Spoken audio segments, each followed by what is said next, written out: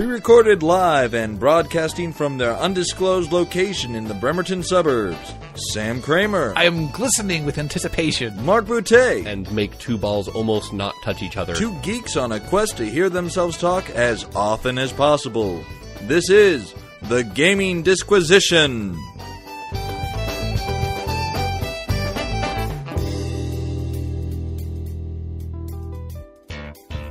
The Gaming Disquisition with Sam and Mark for Sunday, July 14th, 2013. And show number 56 is Go. I'm Sam. I am Mark. This is the Disquisition. Excitement and adulation. The Gaming Disquisition is here. Mild approval. I wonder if any Elcor would actually listen to our show. You know, I saw that convention of, stating, what your current state of mind was. Yeah. And I saw that, on... Oh, what was that? Was that Earthworld? No, it wasn't. It couldn't have been. I don't remember if that was, but it's a common thing. But it was definitely made more popular by Mass Effect. Yeah, definitely so. Which, by the way, that will always remind me of my first playthrough of Mass Effect, which is to say, the one that didn't happen at all. Right, the one that you played an hour of and gave up. I got to this interval, I'm like, oh man, there's 30,000 people to talk to, and I don't want to, so I'm going to do this combat thing. Oh, that sucks. Nice. I don't know. I just couldn't do it, man. I suppose. Well, it's not for everyone, I suppose. But although I do say, what was it? HK-47 from the Old Republic game did kind of a similar thing. It's inquiry. Da da da da da da da da. No, he was pretty expressive. Positive though, statement. Da, da, da, da. He was still, but he still prefaced his some of his sentences with what he's about to do. Shame and disapproval. How dare you do that, Master? Oh, speaking of, I got to put this up on either the Facebook or the Twitter or something like that. Last night, I was watching something that happened at Emerald City Comic Con, I think 2012, maybe 2013. I can't remember exactly which one. Okay. But basically, they got a whole bunch of voice actors who all sat up on a table and did a read through of the first third of Star Wars with all all the different voices that they could possibly muster. Oh, dear.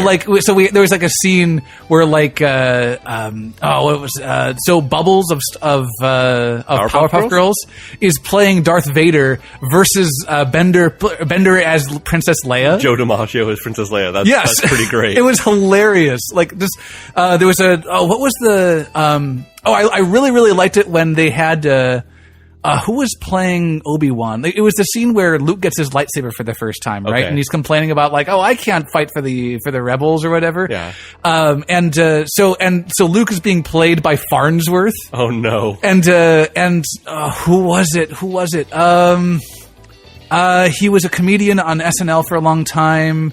That narrows it down. I know, right? I don't know. Anything else he's been in, or? I couldn't tell you, man. I'm sorry. It's just not gonna happen. Oh, well. Yeah. I guess I couldn't really assume that you'd know, the name of actors or... Yeah, SNL especially. All right, whatever. Right.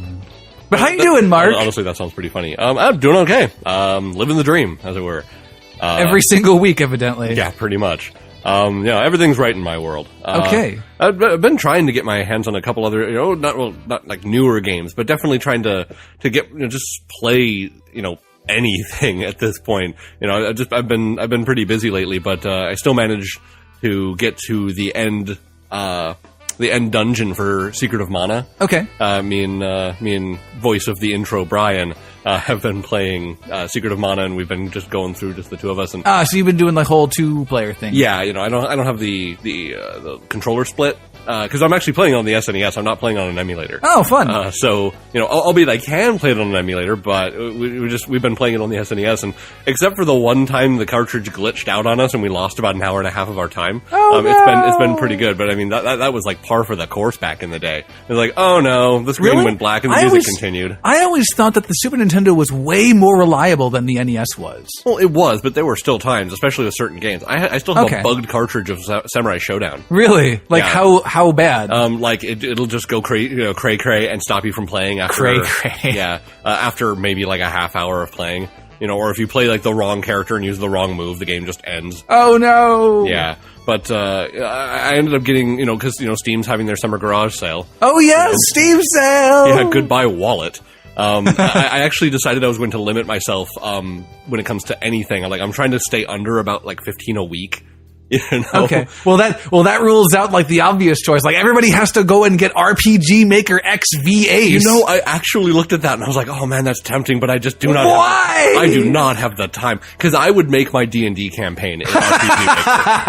I in a heartbeat, I would do that. No, I was actually looking. I ended up picking up Borderlands 2 when it was 75% off. Yeah. And I picked up was a Hitman Absolution for $4. Because I've been a fan of the Hitman games for a long time. Those have always been really fun. Okay, fair enough. I think Blood Money was the last one I played, which I think was the one previous to Absolution. Still, all I can think of every time I think about RPG Maker is a whole bunch of 12-year-old kids saying, "Oh man, if I was making the RPG, I would make it right." Well, yeah, my hit points and magic point system would be far superior. Yeah. Well, the thing is, you do have to, the RPG Maker I used was RPG Maker 3. Back in the day. Wasn't there one for the SNES? You could I actually... think there was, yeah. The one I used was on PlayStation. It was 5 discs or something like that. Yeah. But I remember playing that, and I started making a game. I created a portion of a world map. I went in, and then I realized just the absolute ridiculous breadth of stuff you need to do this in any way that would actually make sense. It's when next time you think about, oh yeah, I'm totally going to make my own RPG. Now, come to terms with the fact that you're going to have to come up with a name and value of every healing item, every curative thing, every damaging thing, every weapon, every armor, everything in the game. Every single line of dialogue for every single random NPC, whether it changes or not. Yep, you're going to have to write, create, think up, and do all of these things. So for those of you who are DMs like me, who might gloss over a little bit, oh, well, here are the important NPCs, but here are the ones that don't matter. Well, go ahead and come up with, dialogue for the ones that don't matter. Yeah. Just keep doing that. Really, the developer of RPG Maker is completely brilliant because what they did was they developed the engine for the RPG and then called it a day and sold us that for more than your average RPG costs. Now, from what I've seen, I've actually seen people who they've made some excellent games using the RPG Maker, and then they'll release them and they'll say, "Hey, play my game," or "Hey, this is fun." And there are communities online that'll rate them and say, "Oh, this was great," or "Oh, this needs some work here," or "Oh, the dialogue was excellent, but the gameplay was well, not the gameplay was crap because, well, the gameplay is what the game gives you to do.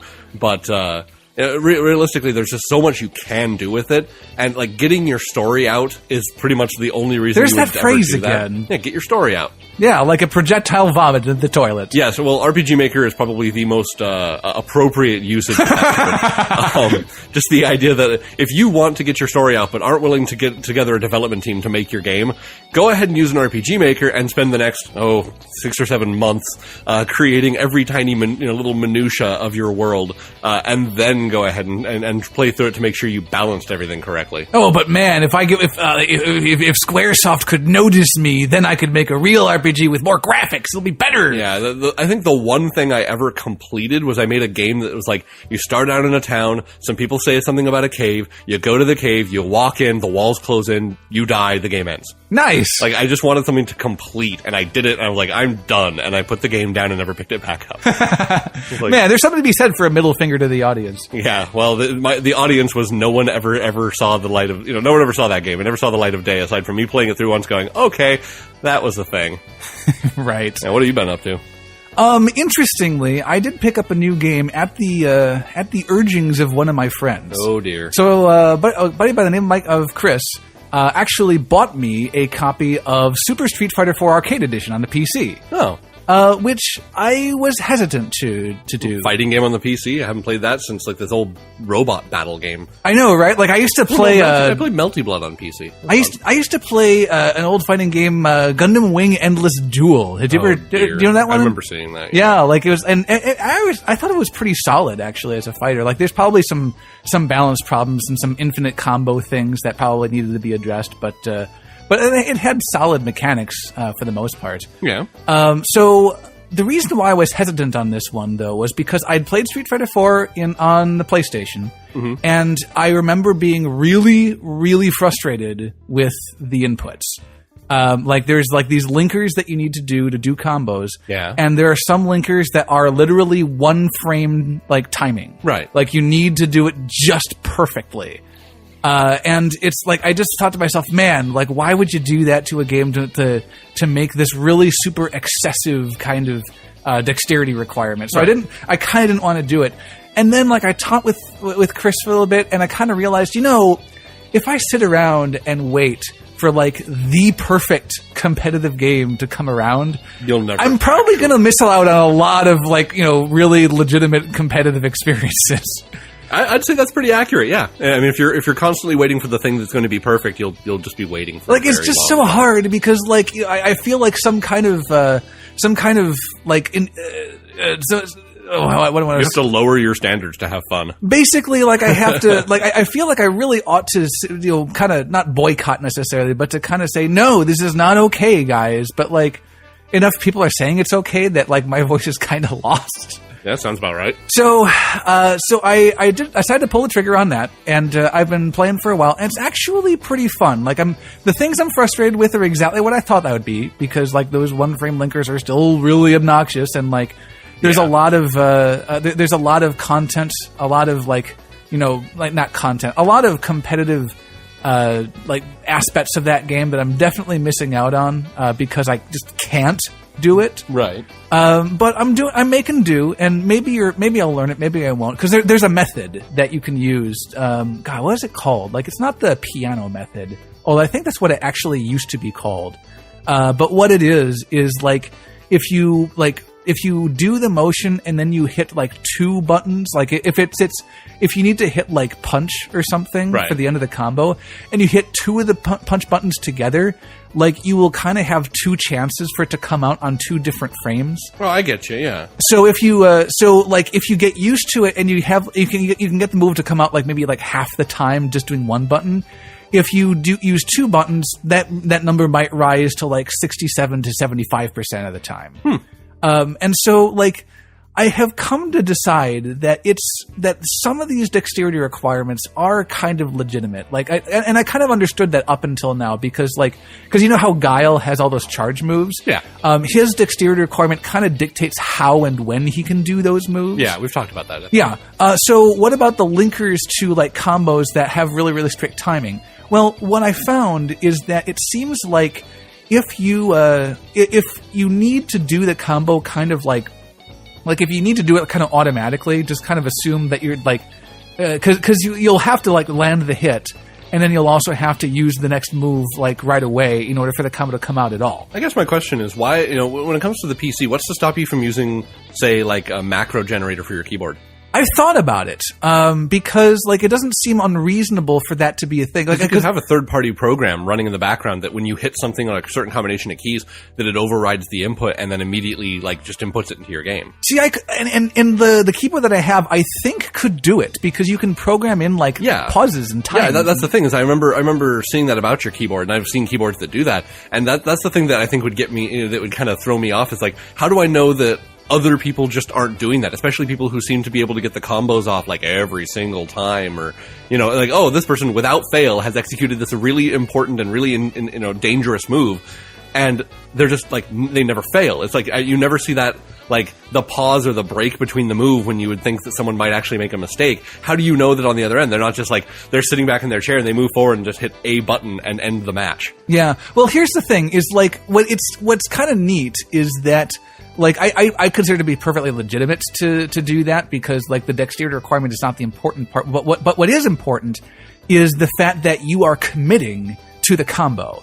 So, like, that's the gameplay benefit of what this dexterity requirement kind of needs of you is that, like, you have to have entered the combo before you know whether or not the first thing hit. Right. Because if you don't, the combo won't come out. So it means that, like, if you guess wrong and they actually blocked your low kick or whatever, and you've done the second move, then they're going to block that too, and you'll be open and they'll hit you back. So there's risk. Right. So that's the whole point of having the strict timing. And I think I will end up trying my best to try to do those combos with the macro keys. The problem is they're on the other end of the whole, like, keyboard. Sure. So it may take a little bit of experimentation to do that. But what is kind of neat is that I have, like, 12 keys I could use for different moves. Right. And then they have 3 different profiles that I can switch to very, very easily. Oh, man. So I could have 3 different characters that like are exactly how I need them to be. It's going to be awesome. I have enjoyed playing it on the PC. Actually, it's actually really impressive as software because the whole Dark Souls PC thing was really, really terrible. Like had bad resolutions. It had a windowed thing and it didn't bind your mouse via the double screen. But what I do like about this one is that like they kind of understand that you just want to get into a game and get into the matchmaking. So that they let you like enter through all the splash screens. Yeah. They have a lot of how would I word this? It makes there's a lot of niceties in the software, like the ability to like host replays and then save those replays as well, so that you can watch them later with other people watching with you. Huh. Stuff like that, and like almost like a social networking. It is, and like the other day I was playing with Chris and his buddy Cody, and we were, and he invited us all into the same room, and because the format's 1-on-1, so like there's always somebody sitting out, but that guy gets to watch. So, it was almost like playing in our living room, it was really, really neat. Yeah. Yeah. And as much as people complain about Games for Windows Live, I think it does a good job at minimizing the bad parts about Games for Windows Live and leveraging the good parts of it. So I do think it's good software, if nothing else. Yeah. I'm pretty impressed. One quick thing about I remember we were talking about Titanfall last week. Yes. One of the things I found out after looking at some of the gameplay and reading a couple of the previews and such. Remember when you were talking about the fact like you didn't like the idea that there was like a one-hit kill for the mecha? I actually kind of looked into that. Apparently that they are one-hit kills. I figured, but you know why? Because in the same way that an infantryman can walk up and knife another infantryman, a mecha can basically walk up and knife another mecha, but obviously, a mecha can, an infantryman can't just knife a mecha. But they can't they? Remember the thing? Like when they jump on the back, but, of course they're trying to balance that out with the fact that a mecha can just, walk over or one-shot a little guy by shooting him. Yeah, the only problem with that is why is the soldier on the ground? Like, if he can like jump jet and double obviously jump. You don't want to be on the ground. Like, you just don't want to be there, so. But the other thing is I found out that, like, just in the way that like Call of Duty or Battlefield games, the whole point behind being able to one-hit kill someone with a knife is, well, they, you let them get that close in the first place. That's why it happened. And of course, all it takes is a quick turn and a button push, and you could one-shot them back. And, is that okay as gameplay? We'll see. Yeah, to be honest, knifing people in Call of Duty is just sometimes fun. It's fun. I don't know. Like there's a lot of stuff that has to do with like the realism, except it's not total realism. No, it's like not Arma 2 realism, but right? Like exactly. Honestly, we're just gonna have to keep watching Respawn Entertainment and find out what it is they're doing. All right. Well, this is the Gaming Disquisition, where we go head to head on topics important to everybody. Gaming culture. We tell it like it is, subjectively, and it all ends up with us saving the world. You mean like we've been doing since we first picked up a controller? Like we first did when we first picked up that controller. Which one? I don't know. This is not an N64 controller. I want to say that my first controller was an Apple II keyboard when I really think about it. I believe mine was an Atari. Okay. A joystick with the red button. Oh, history with Sam and Mark. Yeah, really. But before we get too wrapped up in Apple IIs and Ataris, we have to go into our mailbag. So, if you would like to get a hold of us on the Gaming Disquisition, you can get a hold of us in the Twitface Mail Plus. For example, in the email at gamingdisquisition@gmail.com. Also, another example, facebook.com/thegamingdisquisition, or look us up on Google+. E.g., Twitter, @DisquisitorSam. Or also, @DisquisitorMark. On Twitter. Tweet. All right, Stephen in the email writes, saw this video and thought you guys would get a chuckle out of it. He links as a YouTube video. And did you get a chance to watch that? And it came to our email? Give me a sec. You're not going to watch it now. It's a visual gag. Oh, it's a visual gimmick on the audio podcast. The thing is, like, there's actually, like, an audio component. Like, basically what it is the console wars as told by a musical. Oh, man, really? Yeah, it's actually quite nice. And the, it's... No, an ad! No! Yeah, it's gone now. It's got good writing, actually, as far as music. Like, if you like musicals, you're gonna love this. And what was great was that they came to the same conclusion that I did, that actually, we just want to get a PC. And to be honest, just, when it comes to the whole console war thing, is I think I'm still firmly embedded in the fact that I'm probably gonna end up with an Xbone and a PS4. You probably will. Sigh. Yeah. But still, I have such little drive to get a Wii U. But see, the thing is, like, you can, like, at least the Wii U, like, you're not going to pay 2 subscription fees to play online. No, but if anything, of all the Nintendo stuff out there right now, a 3DS probably has more that would interest me. And that's saying something because the only thing that interests me is the new Zelda. That's it. What a shame.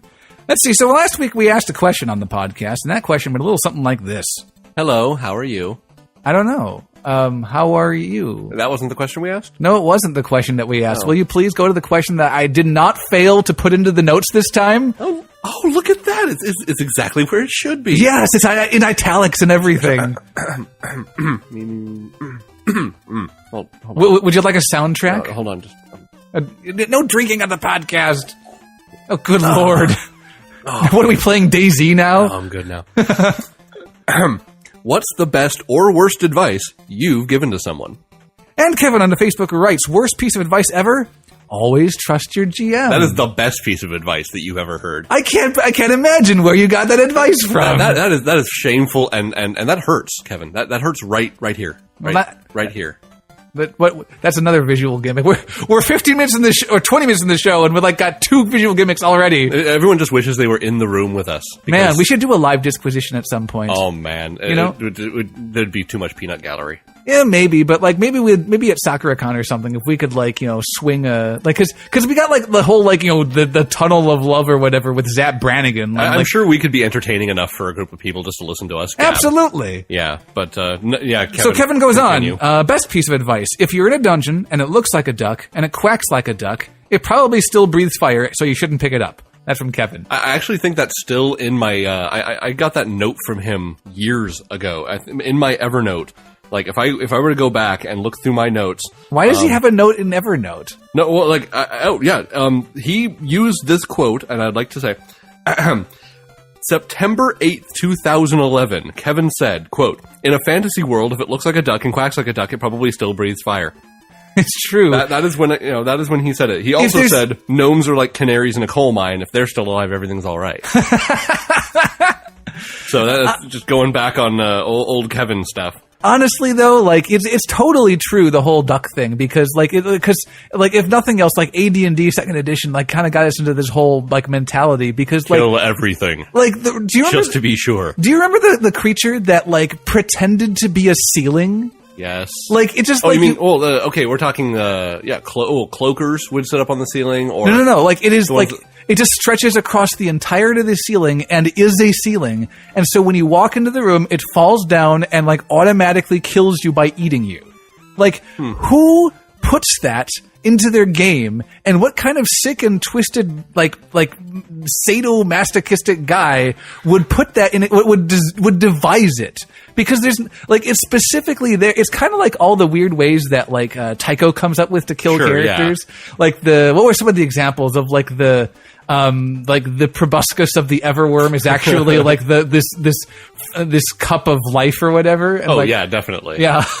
Oh man. So we got into this habit of everything is supremely deadly and trust nothing, Yeah, and to be honest, that's just how it is in some games. But realistically, a good DM will put things slightly out of order to give the players the hint that maybe something isn't all right. Because if you find a duck in a dungeon, you really shouldn't trust it, because if you just see a duck, it's oh, well, that's fine. But it's slightly out of place. Oh, well, I think we'll give the duck the benefit of the doubt.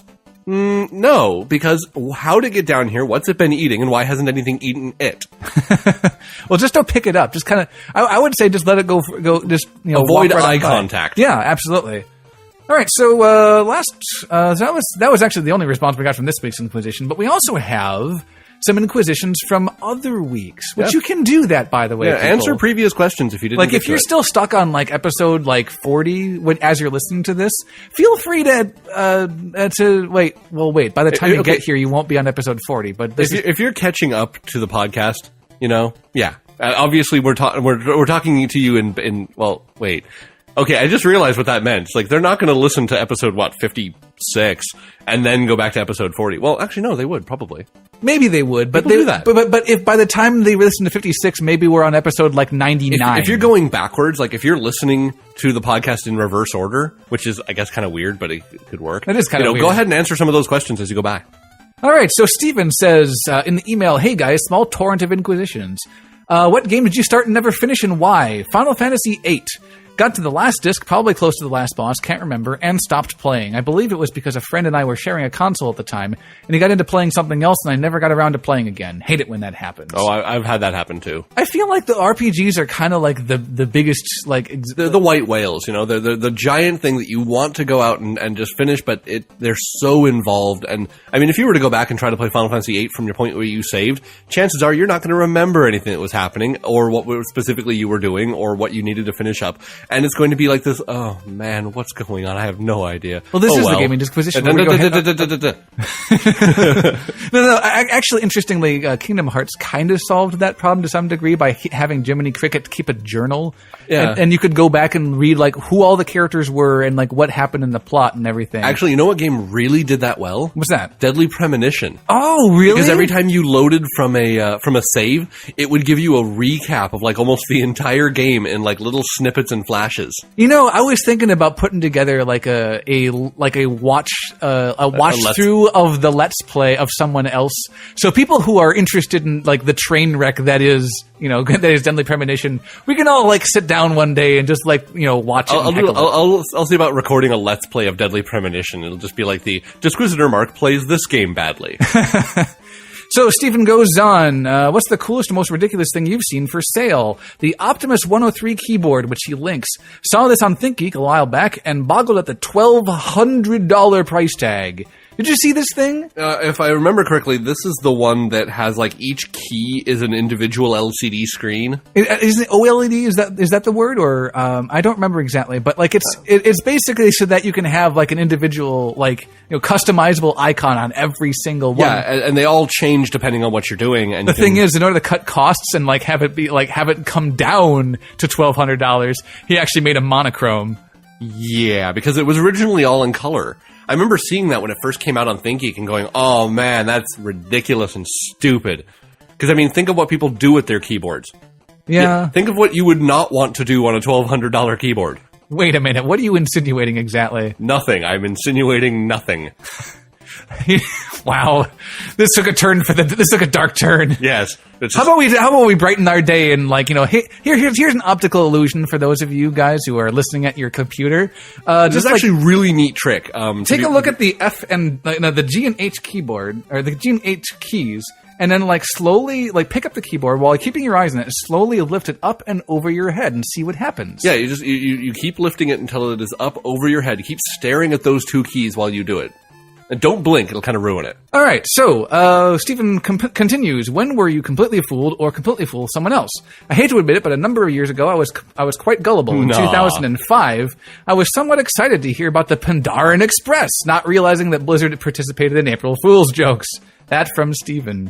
Yeah. Pandaren Express being the fake Chinese takeout restaurant that was themed after the Pandarens of Blizzard Entertainment. You could order your food through World of Warcraft. I know, it was great. Oh man, so many people would do that too. It's true, actually. I could see, you know what? It would be amazing if someday we were so connected that there are people like pizza joints or things like that would be sitting there and they'd have an EVE Online, you'd private message your pizza joint and say, hey, need a pizza delivered to this location. I think they do.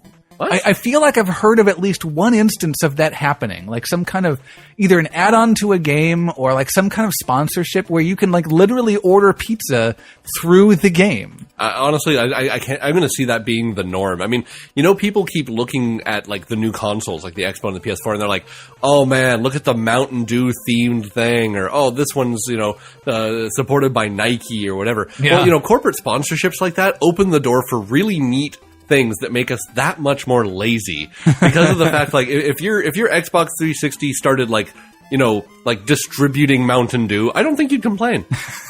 We'll get into the habits of Americans in the news later on today. And that's all we have that's the previous Inquisitions, but yes. Inquisitions abound week in and week out. Mainly weekend. Weekend, pretty much. Weekend, really. That's kind of what I do. Yeah, we weekend. All right, so this week's Inquisition. Are you ready for the weekend? Yeah, we are. Yeah. The weekend is likely past by this point. Oh, so, probably. Sorry, guys, listening to it on Monday morning. Mm-hmm. All right, so Best Buy apparently is, many companies and many big box stores and everybody is getting on board with Assassin's Creed 4. Mm-hmm. And, Black Flag. Yeah, it's coming. I can't remember if it's released now or is like on the verge of release. I believe it's coming out. I don't believe it has actually been released yet. Okay. But advertisements have gone up for this game, and there's a particular one up on Best Buy it looks a little funny. Yeah, it looks like our main character, which I actually don't remember what the main character's name is. Who cares? He's just another assassin. Yeah, well, just yet another NCO rank 3. Well, just another person in the bloodline there. But they looks like someone kind of did a little bit of photo editing and put in someone else's face. To be perfectly to be honest, it's Henry Rollins. Henry Rollins? Why would we put his face on Assassin's Creed 4 Black Flag? Due to him being the front man for Black Flag. Black Flag? Oh, it's a reference. Yes. A reference that probably not a lot of people get. Perhaps not. But here's the weird thing is, I saw this. By the way, thanks to Brandon for sending us this article. Oh, yeah. I saw this, and I thought to myself, wait a minute. What are you doing, Best Buy? You don't do, pranks like this. You don't make jokes. What are you doing? I don't know if they made this joke or not. Mark, you have a theory on who it... My theory, aside from the people's responses here, is that it was probably someone in marketing or someone else who had the image file, who thought it was hilarious and put it up on the server, or that is one theory, that they put it up as a joke and just ha ha ha, and then it all went live. Or that someone sent the wrong image file. The person who was supposed to do the photo editing made one as a joke for inter-office hilarity, and then sent the wrong file via email to marketing. Oh man, so this would have come from Ubisoft then, perhaps. I'm thinking no, because Best Buy would have had a marketing team who would have gone through and said, "Oh, well, we need to put this image up on here." So we'd make sure that it was all, go through and edit the image to the right size and all that. Maybe someone did a he Black Flag thing and then sent the wrong thing to the webmaster, who then put it up on the Best Buy website. I know, right? So yeah, who knows how this came to be, but evidently it's no longer on the Best Buy page. So they took it down. But if you would like to check out what this image actually looks like, it actually looks kind of sort of semi-convincing in a way. You can check it out. We'll link it in the show notes and the Kotaku article where they have this documented for all times. Yeah, at least one person in the comments has said they'll only buy the game if Henry Rollins is the main character. That's true. But apparently sometimes, apparently sometimes we have advertisements that are a little bit misleading, and maybe some people were kind of disappointed that you're not going to see, they're not going to see the frontman for Black Flag on their Assassin's Creed 4 Black Flag. Or maybe you saw, the advertisement for a game that just looked absolutely amazing, and then you bought it and you were just terribly, terribly put out. Which leads us to this week's Inquisition, which goes like this. Hello, how are you? So, I'm doing fine. Is my answer to this week's Inquisition. I think I'm doing pretty well as well. All right. How are all you doing? How are we? Well, hang on. Let's give him a chance to answer. Well, that's nice. All right. This is a feel-good episode. This is right. Oh, hey, look. The actual Inquisition. Right. When did an advertisement steer you wrong? So this could be a game. This could be false advertisements on the game. This could be War Tune. Which by the way, we have I'm going to save this for the news. But okay. But yeah, I have an update on. I have a new War Tune ad, and and I have an update which is actually May old, but I made some speculation, and it turns out I was correct. Anyway, but this could be something even just maybe OxyClean did not clean out your carpets, although my OxyClean has been cleaning the crap out of my carpets. Let me tell you, nice. I'm very, very impressed by this. Yeah, well, it has the power of oxygen. It does. Man, you know what? What else I've been doing? I've been cleaning up the house and dabbling the OxyClean in the carpets to Guile's theme, because Guile's theme goes with everything. Yes, I got the inspiration from watching Billy Mays do all his stuff to Guile's theme, and it works. Mm-hmm. So what do you got, Sam? When did an advertisement steer you wrong? Well, I hate to go back to here, but I picked up this game called La Milana that advertised it was just like Dark Souls. Oh, man. Even though it had nothing to do with Dark Souls and had no idea why Dark Souls is good. Which, incidentally, I read an article about Dark Souls posted way back on. Ooh, what was the name of this publication? Something like, it's not. I almost said Staples, but it's not Staples. Like it's some word like that. And I saw a Forbes.com article kind of like refuting it because the original one was like talking about how, oh man, it's 100 hours of just wasting your time and like. It doesn't compare to like War and Peace, and it was kind of hilarious, really. Oh, I was impressed though to see Forbes.com do like some pretty legit coverage and a pretty good opinion piece, really, that was kind of refuting it on some pretty good grounds. But yeah, La Milana, which is like it's like that's what we do though, is we advertise. Oh, this game is this game plus that game. So if you like those games, play this game. Which really what it comes down to is like a lot of our genres in games are kind of just like, just one big game. Like MOBAs is just like, oh, that's not a genre. That's just one game. Right, exactly. with different skins on it. Maybe, some different powers thrown in there or something. Yeah, no kidding. But, definitely a story got steered wrong in that one. And like, I usually don't fall for that. Like, it's just like, I don't know. It's just like, you know what? I should play a new game. Oops. Yeah. So there's that one. How what you got, Mark? To be honest, there was a game for the PS1 that was coming out, and I looked at it, and I heard a lot of neat, this is going to be great. It's going to have Final Fantasy characters in it. I was like, oh, it's going to be this kind of really cool fighting game where you get to be Final Fantasy characters. Oh, yeah, that's cool. And then they had Cloud and Sephiroth and Tifa. And you mean a game called Air Guys? Yes, that game. I still have that. The point being is that the game wasn't about them. They were just there, like, for the verses. Wait a minute. What do you mean it wasn't about them? Like, everything about it, like, all the advertisement was, hey, it's a fighting game with Cloud and Sephiroth and Tifa, and it's like, oh, it's going to be cool. Yeah. And they were just there as playable characters in the multiplayer. They had nothing to do with the game. Like, what do you mean? The multiplayer is the game. But there was like a story mode. Like, and the story mode had nothing to do with any of those characters. Adventuring story mode, which has nothing to do with a fighting game anyway. The main character was a girl with a yo-yo. Actually, no, there was two guys, a guy and a girl that you could play as in the main story. She was like a police officer with a yo-yo. Something like, but that's the thing is like that's not the game that you signed up for. No, the game I wanted was because I wanted to see if they had like, oh, there's gonna, because even fighting games have like ridiculously bad single player stories. Like think Soul Calibur, like I'm fighting for this or I'm fighting for that, and even if it was just this brief little stupid storyline to describe why like Link was fighting for fighting for the Soul Calibur, I was interested to see what was going to happen with like why is Cloud there? This is kind of neat, and nothing. I was like, oh my lord. And of course then there's the problem. That's what you get for playing fighting games for story. Guess, like what are you thinking? Well, I've learned my lesson since then. So have I, apparently. Yeah, but the idea though is like also Sephiroth was cheap, because his sword was like 9 or 10 feet long. It just sit on one side of the thing going, boom. You know what I've always thought about? I've always thought about SquareSoft is like they've like tied their dabbled in so many different genres of games like over the years. Like they even have like a shoot 'em up game, which is what was that, Einhander? Oh, Einhander was good. Yeah, and so they have all these games of like different kinds, but like I feel like the one game they haven't, that one genre they still haven't gone to is sports.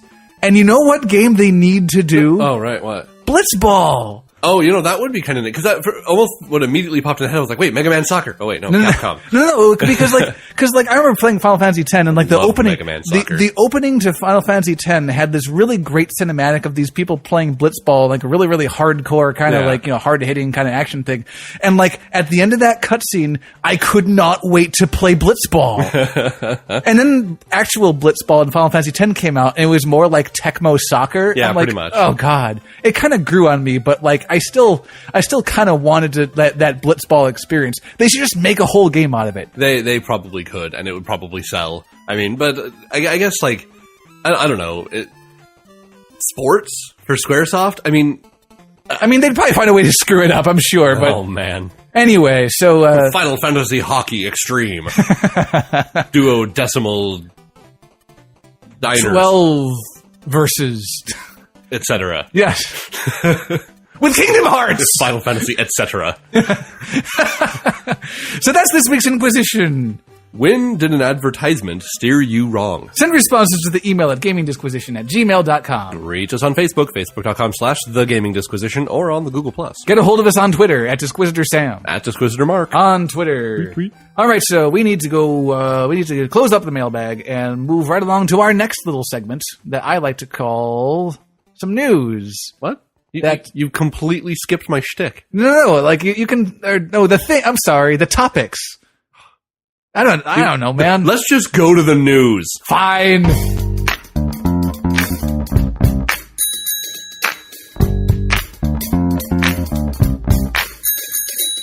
And this week in the news, Another visual gag. One of my favorite websites to frequent as far as gathering news actually ends up being Gamma Sutra. Because they, well, you know, like that kind of game is marketed to me, you know? No. It's because the concept for Gamma Sutra, for those who have not been, is the art and business of making games. So they constantly have like these really either like, sometimes they're high quality, sometimes they're kind of silly, but like generally like really good attempts at trying to quantify how to make games well. And so like they do a lot of stuff with the Game Developers Conference videos. Yes, they do. And stuff like that. A lot of times you see GDC videos posted up on here. They have an entire archive of GDC videos, so you can always go back and watch them if you're interested. So I always like to go to the website to see what people are saying about game development, and sometimes they have some pretty insightful things to say, and but sometimes they just don't. Like for example, Don Daglow's 5 design tips to cater to American online gamers. Yep. Okay, so let's be fair here, because like this is actually a video, a GDC 2012, GDC Europe, actually. An hour and 8 minutes long. Yes, it was. But like, what the whole point of the article, or the whole point of the talk, was educating European game developers on why their games just aren't appealing to American audiences. Or at least more how to appeal better to American audiences versus like more of a European mentality. Yeah, I mean, like certainly there have been European games, and like some European games are just not going to appeal to America just kind of by their topic. We're not going to buy cricket games. Yeah, exactly. Like, although it was kind of surreal to see like Cricket's 2013. Yeah, or honestly, I'd be interested to play that curling game they had there. I know, right? But so how do we appeal to American gamers? Well, evidently, our attention spans are mathematically going to be like 1 second long by the year 2020. Yep. So you're going to have to like catch the attention span in that amount of time. Yeah, that's why we have such a great intro, because if we don't catch your attention right at the beginning of our podcast, you're just going to change over to something else. And oh man, like Americans are all illiterate, so you can't have words in the game. You have to like make shiny pictures and arrows. You know, as much as it sounds ridiculous, they do actually back that up with some data. The fact that, well, the literacy levels of America are somewhat lower than they are in Europe, and the fact that our attention span is markedly and actually like legitimately measured to be lower. Okay, so I'm not disagreeing that these will be effective. Right. Because they're going to be. Like, he has a point. The point that I'm trying to make, though, is like, if this is the extent of how we discuss video game design, we have a long way to go. I don't think it's the extent. I think it was just a talk at a developers conference, very specifically saying, here's how you market a game to an American audience. Because no, I understand that, I really do, but like what I'm saying though is that there's this, I see this a lot where we talk about how to market games to various people, and the underlying assumption that goes along with that is, well, guys, the way that we're making like the fundamental structures of our games are just fine, and clearly we're doing fine. So all that's left for us to learn now is how to market our games better and increase our market share and make more money. Yeah, well, I mean, in the same vein that if you're going to make a game targeted at a small, a small Pacific island that is, population 340 of people who've never seen a TV in their life, obviously include fish. It'll sell much better if it has fish. But it's just like it was disgusting to me because like on some level it is kind of a reflection of culture, but it also is like a reflection of the acceptance of culture as well. Just like, oh, you know what? Americans don't teach history. It's an unfortunate reality, but here's how you can take advantage of it. Here's how you can capitalize on it. Yeah, like this is how we're talking about game design. Yeah, but that makes sense. I mean, if they're trying to make money, then here's a guy telling them, oh yeah, well, Americans are slightly dumber and have a less attention span. So here's how you market a game to them. Yay! I see it way too often where like the way that we talk about like how to improve our game is just how to make more money. I honestly don't think this was something where they're trying to improve on a game. They're just saying how to sell it to a specific audience. I don't think we're ready for that. I don't think we're nearly ready to like just say, oh, well, the rest of our game is just make the game however else that we are discussing, but just make it really flashy. I suppose after sitting through the entirety of that video, I'm looking at it going, well, I guess, and I guess like he was talking about like, oh, make your tutorials quicker and easier, and make sure they're rewarding them because they got to be rewarded. And he did talk a lot about like how American culture is all about the individual, and you want to make the individual feel good. And that's how they do a lot of stuff about that. He makes some sense, and the thing is, we do live in a culture where that is kind of a thing. Whereas a lot of people around the world may not necessarily know how to cater to that, especially if their goal is to make a profitable game that sells in the U.S. But here's the thing: is like if the goal is to make a profitable game, it doesn't matter what you do, so long as you have these flashy things. Yeah, make Puzzle and Dragon and make billions. It gets terrible. I'd like to say it's like I as much as I hate the idea of Puzzle and Dragon, if I were the guy who came up with it, I would cry myself to sleep on piles of money. So so that's kind of what that was all about. And it's depressing on some level, but I think it's depressing on many levels, particularly from a design standpoint. But we don't have a lot of time this week. We're going to move on actually. So the Jennifer Ann Group has an annual game design challenge. That what they like to do is they like to promote awareness of teen violence, and they're trying to do that through games. And so what they do is they have this competition, and like the best game has like a prize that goes along with $5,000 in cash. Yeah, so and it's all about like, oh, we can promote or like get awareness. Yeah, spread awareness of teen violence without having any violence in your game. Yes, so it's an interesting challenge. So there's a game that, unfortunately, I don't know much about it because I can't find out what the game is about or how it plays or anything. If I looked further, I could. It's a game called Love in the Dumpster. But there's another game that I paid some attention to, which actually got honorable mention, and that is a game. What kind of monster is your boyfriend? So did you check out that game at all? Do you know how that's played? It's the one with the pigeons, right? No. It's not Hatoful Boyfriend. Oh, sorry. I think I kind of missed the mark on that one then. You know what? But it is oddly appropriate if you think about it. He's a pigeon, obviously. Anyway, so I gave the game a shot. And you know what this game is? It is a questionnaire. Well, stop cooing. I'm trying to make a point here. The game is a questionnaire. And what it is just like it asks you, is this your boyfriend is doing this? How does he respond to this situation? And like there's like 3 silly answers of he's a vampire, he's a zombie, he's a werewolf. Sure. And then there's one that's actually like one of like the 10 what is it? What am I trying to say? Signs of an abusive partner. Yeah, exactly. Actually, very good. That's exactly the word I was looking for. Right. So what happens is like at the end of the questionnaire, like it gives you a percentage of how abusive that your boyfriend is. Right. And like so, I just looked at this. I'm like, how is this a game? Like. I understand it's an interactive questionnaire. It's not interactive. Well, I mean, it is interactive because, like, you have to, like, it's a quiz, like, and like, it's so silly because, like, the answers are obvious. Like, you know where it's going from the very beginning. There's not really a gameplay, and it's just like it's like going to like the counselor's office at your high school and filling out like the Myers-Briggs test. Like how is that a game? Except that instead of actually giving you like a series of legitimate questions, it's more like, well, Like, let's just go on a limb here. It's like, what did you have for lunch today? A fire hydrant? Did you have a computer? Did you have a car? Or did you have your boyfriend's, fist, in your mouth or something? Yeah, exactly. It's like, well, which one of these things is a little bit more accurate or that doesn't really give you a whole lot of choice? Yeah, I mean, it's really silly. And what bothers me about this the most is, I understand, the intent here. But what this is game design with this other higher moral purpose that we can pat ourselves on the back for having oh man, we totally. Honestly, the thing is that the idea behind it makes sense. It does. Just let me finish this, all right?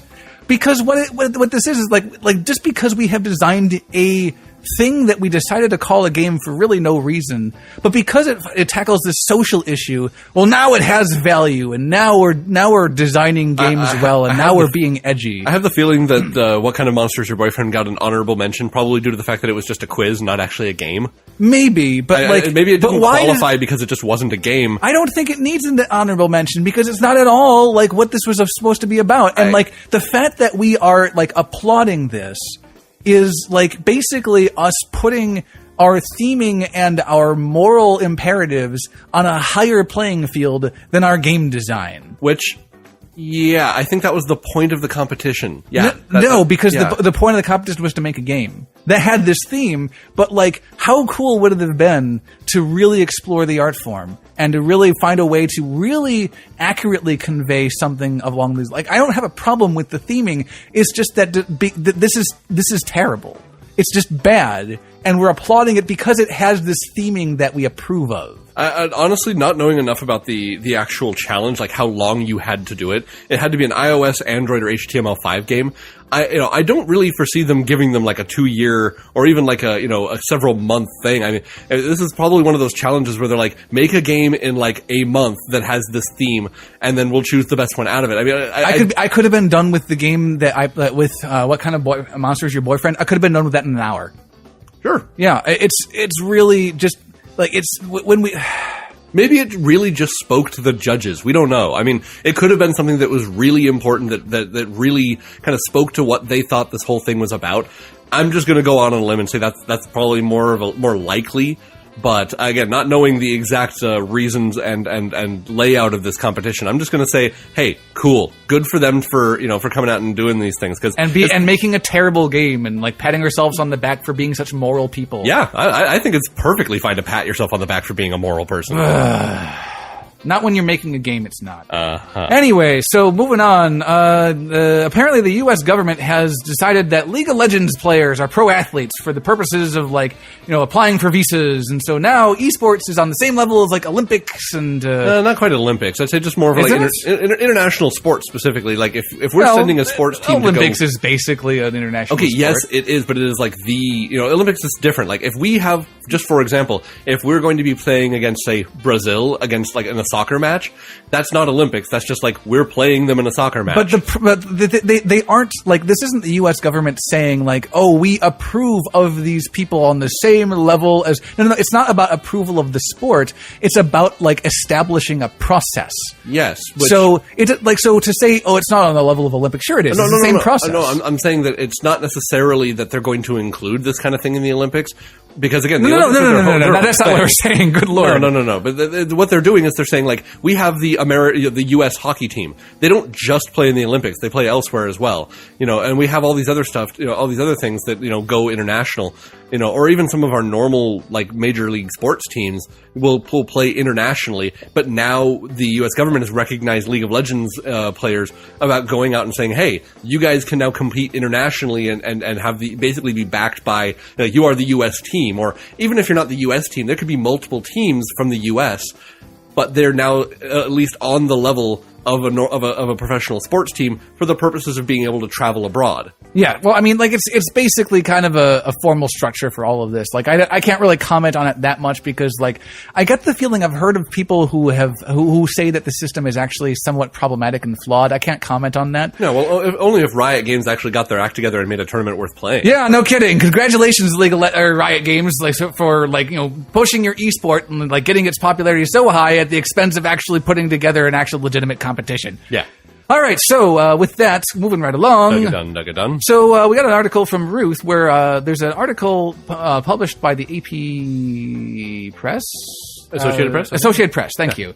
And on king5news.com. As reported by, and apparently Microsoft is tweaking Windows 8, which you may have heard about this. I don't think it's patched yet. I think it's like an opt-in kind of like Windows preview. 8 like 8.1. So update 8.1. So they're updating it to include a start menu. No, they're not. They're including a start button, which brings you to the exact same start menu that you could just hit the start button for. Oh, I was excited for a minute. Nope. They're pretty much, they're making some minor tweaks. They're doing some other stuff to it. Being one of those people who actually just likes Windows 8, I don't see I never saw a huge problem with it. As long as people learned how to use the system, it was fine. Except it wasn't, because like there's all these features that I remember in Windows 7 and all these places to go and like manage your system that are now like invisible or buried or perhaps non-existent. Except for the fact that you can find them easily. The search function makes everything easy. Can you search for like internal systems? Like system administration properties and things like that. No. Not what I'm saying. Like there's like places like checkboxes of like forget this network. God, what? Yeah. I can't remember. Like I understand that exists. There is something I was looking for when I was trying to set up a wireless network that just wasn't there, no matter where I looked. You were looking for like the list of remembered wireless networks of the computer. Maybe I don't remember if it was that specifically. Technically, you can find that by going to the search function. But either way, like it's a remix of the whole operating system that like the whole point behind this article is that Microsoft is kind of going, well, we got a lot of disappointing news from the Windows 8 release, and PC sales have gone down like 8% or something over like. Which Microsoft is actually being blamed by some for like the Windows 8 debacle is kind of like, oh, that's why PCs are going downhill. Here's the thing, and this is actually referenced in the article, but I kind of knew about this prior.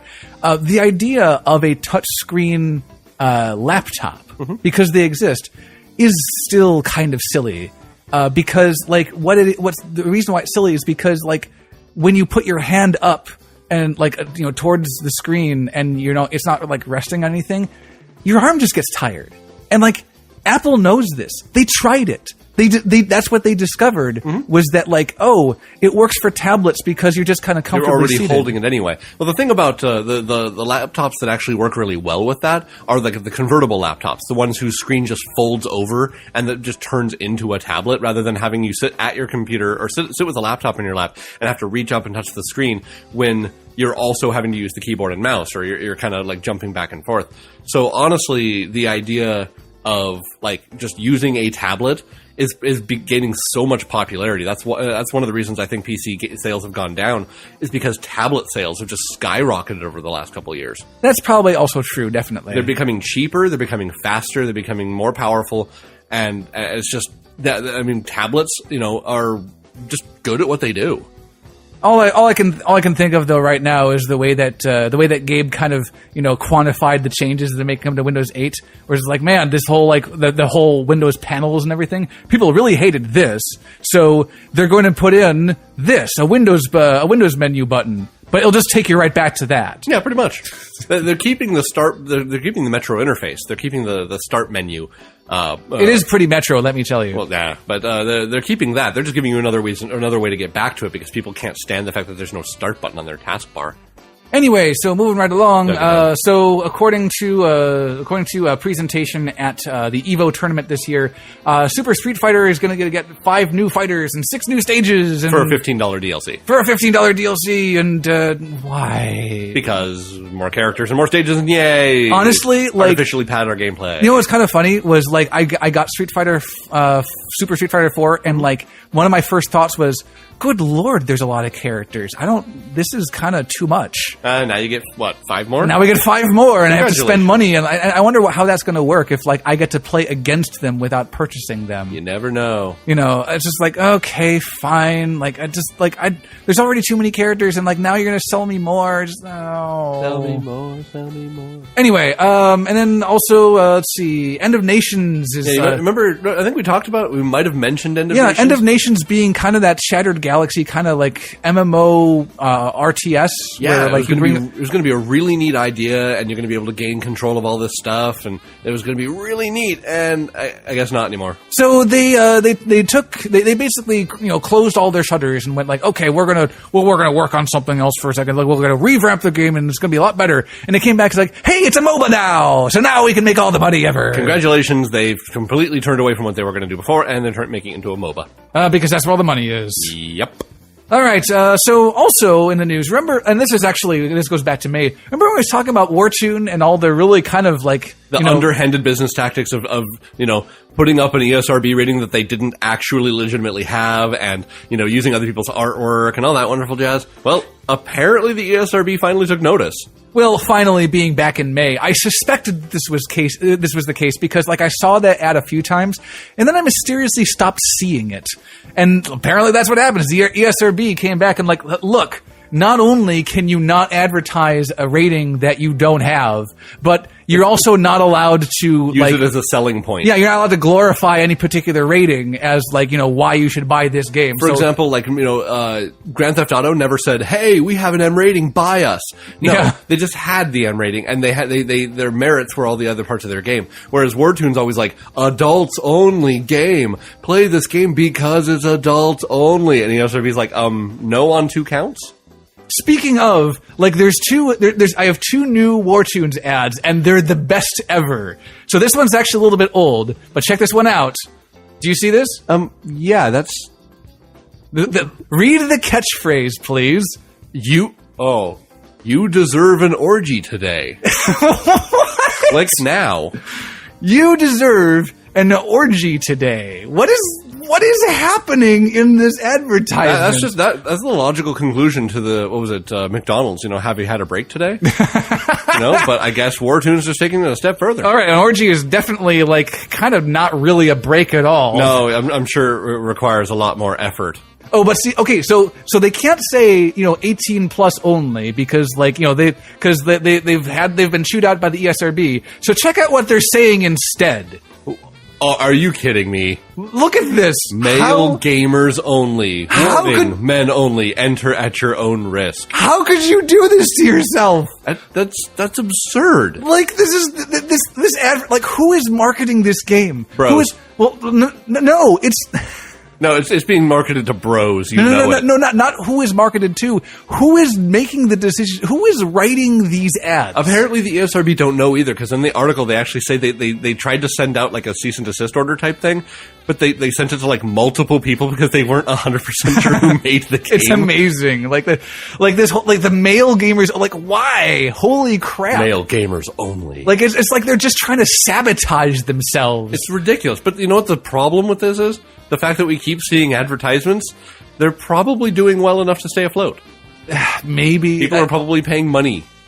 The thing is, like, I feel like I should try it out of curiosity, just to say that I can, like, okay, this is what the game actually is, but that would involve me probably handing them a little bit of money, and I don't want to do that just because it would keep them around that much longer. By the way, the ad where it's 18 plus or whatever, like, one of the ads I saw replaced the AO rating with, like, the Playboy icon. Oh my god. Because they could just rip that off for no reason. Sure, why not? What? The balls of the people in the marketing department. My god. It's amazing. All right, but that's all. I don't want to talk about that anymore. But we will talk about this. So EA Phenomic, which is they're responsible for games like Battleforge and Lord of Ultima. Have you ever heard those? Yeah. Okay, good. I hadn't, but evidently we're not about to hear about them because evidently EA is shutting them down. Do keep in mind they are also responsible for Command and Conquer Tiberium Alliances. Oh, are they? Okay, fair enough. I mean, Command and Conquer games, good stuff. So that's just one more. Bring out your dead! One more for the pile-up. Yet another unfortunate consequence of the way that EA runs their stuff. Well, not just EA. This is everybody. Like, Quote, everybody has... Although EA would not comment specifically on whether there was truth to the story, the company noted that it is currently realigning its entire business and letting some staff go. May I remind everybody that what's going on is the gaming industry has gotten too big to fail. Like, we basically just assumed that, like, oh, we're selling all these millions of games for billions of dollars and we'll always be able to do that, so we'll just keep on ramping up our production and ramping up all the dudes ramping up all the dudes. Ramping up all the dudes, that's what we do. That's what Sam does. But that's enough. All the dudes. That's enough dudes for now. As far if dudes were news articles, that would be true. Because we need to go to the break and let you listen to some tunes. So when we come back, less dudes, more tunes. We are going to be going over the topic that listener Sam sent into us. There was a GDC it was 2013, right? Yeah, it was 2013 GDC panel by one of the head writers at BioWare. Talking about sexism in actually, it was talking about sexuality in games, not sexism specifically. Well, actually, kind of both. I mean, the whole thing is a little bit, but it's kind of all tied together, and we're going to be talking about that with a special guest. So stay tuned for that. All that and more coming your way after the break. So sit right there. This is the Gaming Disquisition with Sam and Mark, and by our own volition, this edition of our Disposition Inquisition will be back after this brief intermission.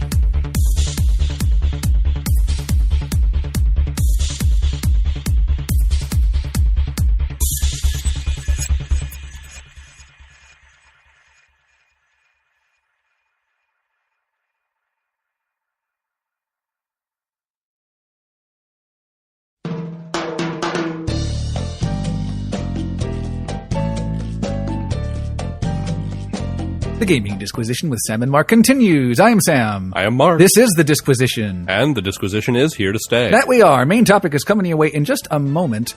Music from the break this week. Our first track is a track that is known as The God Machine. Appropriate from where it's from. Definitely. This is a track from Deus Ex. The track is by a guy by the name of Jesse Taub, also known as Vig on OC Remix. It's .org. This is a track from Deus Ex, as I said. Yes. God out of the machine. Or actually, no. There's God in the machine. There is no machine in that. It's Latin. It's Deus, God, X, out of, but then machine is missing. Right. So, anyway, Jesse Taub, Vig on OC Remix, says this about his track.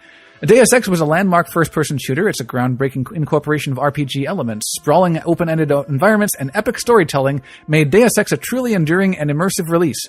It came out in 2000, but it is still one of my two favorite games of all time. I don't play video games very much these days, but I keep coming back to this particular soundtrack. Composed by the incredibly talented Alexander Brandon, the music in Deus Ex struck me from the very first time I played as one of the most immersive and memorable video game scores in recent memory, and now years later, I still listen to it regularly. For years, I've wanted to make my own arrangements of some of my favorite themes from the game. This song was two years in the making, and I'm incredibly excited to finally be finished. I can't remember all the different incarnations this remix has had, but I'm finally satisfied with the finished product. I hope you enjoy it. That from Vig. Yeah. And this is, like he says, this actually isn't a conglomeration of many of the different tracks that come from the game. Mm-hmm. Almost too many to list. There's probably I think there's 12 of them or something. Yeah, it all blends really seamlessly. I mean, the soundtrack itself has always been really good, and having a mix of a bunch of the different tracks that kind of blend into each other works really well. Well, what's kind of neat also is the fact that a lot of those soundtracks are designed to kind of be more backgroundy, so bringing them more to the fore and knowing the things that you have to do to make it engaging on its own is always something that I appreciate about a lot of people who do stuff on OC Remix. Mm-hmm. So it's and this track is no exception. There's some contrasting styles in here in some of the transitions, so I really appreciated that as well. Really just a great track overall, and part of the album. Oh, what is the name of the album? You got me on this one. It just came out recently. We featured something from it before. It's called Deus Ex Sonic Augmentation. Is one of the OC Remix albums. So definitely check that out if you are interested. But if you'd like to check out more music from Vig, you can check him out at soundcloud.com/VigMusic. Our next track is called Pipe Dream Mystics. That from Jordan Aguirre, also known as Blind on OC Remix. It's .org. Or OR Remix, as I appear to have put in my notes. Mm-hmm. This is a track that comes from Chrono Trigger, as we are wont to do. Well, if we haven't included a Squaresoft remix in a while, apparently we've done something wrong. Well, it's kind of what you get out of OC Remix, nonetheless. So, yeah. But you get a lot of good tracks out of that too. Jordan writes, this was a remix I did as part of a duel started by Jubei, challenging his biggest inspiration to a one-on-one. He chose this source and we battled it out. Don't think anybody decided on a winner, but I also played this as the second track to my set at Megfest 7. This song isn't featured in the video, though. Zircon came to me after the set saying that this was an awesome remix that would probably get direct posted and should be submitted. This was one of the last true transfer tracks I developed before going all electro-progressive house on everyone. It has been finished for nearly 2 years, like the Gradius mix. Jade finally got on me and to submit it, haha. So here it is. That from Blind.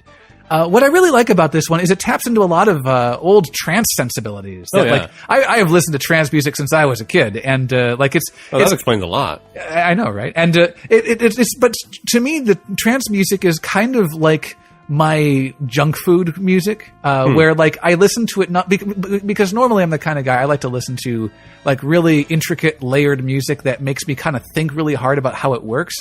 Not so with trance, because it's very obvious how it works, and I can listen to a trance channel and just have the music go in one ear and out the other. But it doesn't mean I don't like it. It's just really, really accessible and really, really great. And and this takes a lot of those same sensibilities and applies it to a theme I already know. So now it actually does capture my interest and does kind of leave me with something that I actually remember about the music. So it's a really neat juxtaposition for me. Yeah, I've actually been finding myself becoming more and more of a fan of most electronic music. Yeah. Not only just chip tunes but trance music, dubstep, things like that. Just over the past say 2 years, I've gotten a lot more into it, because before then it was mostly classical, instrumental, and some rock. Okay. So I mean, it's very refreshing to go onto OC Remix and suddenly find like this whole set of genres of music that I'm just like, okay, this is good. I like this. Have you checked out Bells in Ruin yet? I have. Have you checked out the Impresario? Yes, I have. Wasn't it awesome? It was amazing. Oh, actually, my favorites out of that album so far are the various airship themes, because I think they did Blackjack. I think there are a couple of remixes of that, and a couple of the Falcon. The Falcon. Yeah. Those are some of my favorite songs out of there, and they did them justice. Anyway, we're getting off topic. We need to go back to Blind, who did a great remix on Chrono Trigger. Yes, he did. If you'd like to check out more music by Blind, you can check them out at soundcloud.com/blindtrance. And, you can always check out the show notes and the Facebook for more websites to these artists and links to the higher quality versions of their tracks. Okay, then. So moving right along. Dug-a-dun. Dug-a-dun. Oh, hello there, Joy. We have a guest on the show this week. I knew it felt like someone was listening to us, kind of. To help us out on a topic that was linked to us by listener Sam. There was a video on the. You know what? I'm introducing the topic way before I should, because there's a person here that needs. There's to a person here. Who is this mysterious Joy person? So Joy is a friend of mine that we do a lot of things together. We've been through a lot together, and she's kind of my writing partner. She is my wine partner. She is in my D&D game. She is the person who plays that artificer turned necromancer, and is currently a couple states away. Is a couple states away. More than coming at you from my secret hideout in the central heart of Wisconsin. It's true. Also she happens to be a master of arts in creative writing, with a few other, like, what else is there to that particular scholastic degree? I think there's a couple more. Well, I also got a certificate in business and professional writing, but my primary emphasis was to get a Master of Arts degree in the art of writing fiction. Okay, great. And in addition to that, she is an avid D&D player. She is I believe you have some regular magic playing, and you even have a business wherein you make chainmail cool things. So I think we've mentioned that at least once, and there'll be another link later on for that. It's true. So definitely geek credentials established. So thank you, Joy, for joining us on the show today to help us out with this topic. And you're welcome. And what is this topic? This topic, again, linked to us by listener Sam. There was a video linked to us by listener Sam on the topic of, the GDC 2013 happened, and a guy by the name of David Gator, lead writer of the Dragon Age series, started talking a little bit about writing for games, and specifically about sexuality and sexism, perhaps, in games as well. And so what I wanted to do was kind of do a little bit of a response to his video, his presentation, the video thereof, and kind of give a little bit of insight as to, maybe what some of the implications of what he said really, really are. Let's see, where do we want to start with this? I'd say I can start with my impression of the video, and we can kind of go from there. Okay. Honestly, listening to him, I've played a good number of BioWare games back from just playing some of the earlier ones like Neverwinter Nights, Baldur's Gate, and all that. And to be perfectly frank, it's like when I was playing Baldur's Gate and Baldur's Gate 2, having a relationship with a secondary character never really clicked with me, because at the time I was in my mid-teens, and that really wasn't the point of the game. But when I started seeing them come through in, say, like Neverwinter Nights, and in later BioWare games like Dragon Age and like the Mass Effect series, it became a little bit more of a central part of how they were doing things. And this video kind of gave a little bit more of a show of this is why we made these decisions, and this is what we started out doing, and this is how we kind of changed it up a little bit, and then tried to make it, say, more or less inclusive here and there, and including like Knights of the Old Republic with Bastilla and Carthonasi and things like that. Yes. So a lot of the talk ended up being kind of the progression of the relationships that were written into all these BioWare games, and who they were meant to apply to, and really how because as they went through their games, they ended up writing more and more romantic interests, specifically for female characters, or perhaps gay characters, lesbian characters, things like that. And so the more that they went forward, the more they kept opening that up to more and more possibilities. So that leads us a little bit into some of the reasons for why they did that, and some of the ramifications of the writing as well. Joy, I'm going to go ahead and throw it to you, as you have some thoughts as far as some of the stuff we discussed about Dragon Age. Well, I have not actually played either of these games, so when Sam asked me to talk about this topic, I actually went and kind of took a look at, okay, how did these games play out? I watched some Let's Play videos. I went and took a look at some of the dialogue on various wikis and stuff like that, and I tried to figure out kind of how this speaker was working on crafting these games and crafting these relationships and what the implications of that were. And, well, the point in the talk where I think he started to derail from good craft, I mean, I guess this is kind of jumping into things right away, is when he talks about how he used to start out by making characters first and then considering who they appeal to later, instead of thinking about the market implications of who they would appeal to and then somehow crafting a character around that. That quote jumped out at me too, where it kind of got my hackles up a little bit, as like, I was thinking of them as characters first. And see, I kind of consider that to be what you're supposed to do. I kind of consider that's what you're supposed to do also. As a writer, you do kind of have to balance the kind of story you want to tell with the market that you're trying to tell it to. But here's the other thing that he said. He said that the authorial intent is not important. And I think it's absolutely important, because you have to be able to know what kind of message you're giving. You have to be able to know what kind of characters you want to have and what kind of story you want to tell with them if you're ever going to be able to communicate anything at all successfully. Before we go on, I want to actually get the full quote. It's not exactly, but just kind of a little bit of context there. The quote goes, "Authorial intent only goes so far. Our intention means nothing to the player when they're on the receiving end." And actually, I'd like to at least kind of chime in there for a second. I know we've talked about this, earlier in the pod, not this podcast, but earlier episodes. Something about the idea that, like, the authorial intent, I feel, should really, should matter. But there is that break between author and listener, or author and player, where there are things that are picked up on that other end that may never have been intended by that author. I mean, it's like people talking about how, like, oh yeah, the Lord of the Rings was all about, the World War II and all this other stuff, and like all this political ramifications, and like they read so much into it, and suddenly it's like, well, and Tolkien's like, wait, what? That was not my intent at all.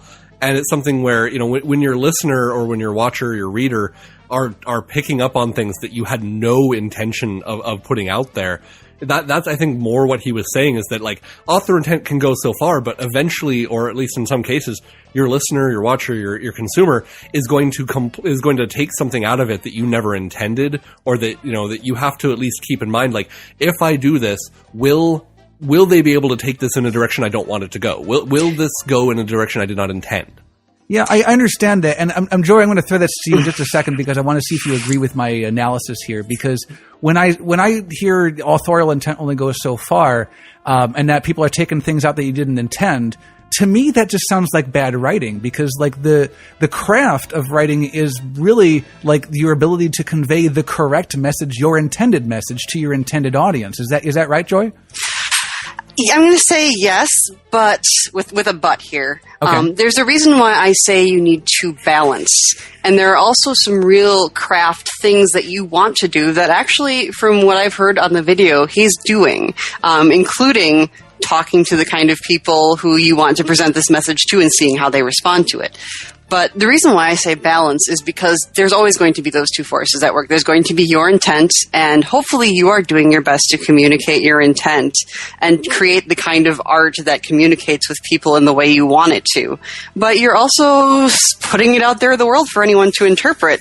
And sometimes it's actually pretty inevitable that people are going to interpret some pretty off-the-wall things, because everybody kind of approaches things differently. Mm-hmm. This is a thing that's been, a thing for literature in years. I mean, there are huge, epic debates about what Shakespeare meant in Romeo and Juliet and what the implications of this thing in somebody's writing are and what Tolkien meant here, or I'm trying to think of some famous examples, what Rukeyser was doing with her social commentary, or literary people actually love to debate this stuff, and they write papers on it, and it's kind of a thing that they do. I actually have a guy who writes papers on it living 3 doors down from me. Yeah. Yep. Well, And that kind of disquisition is look at that.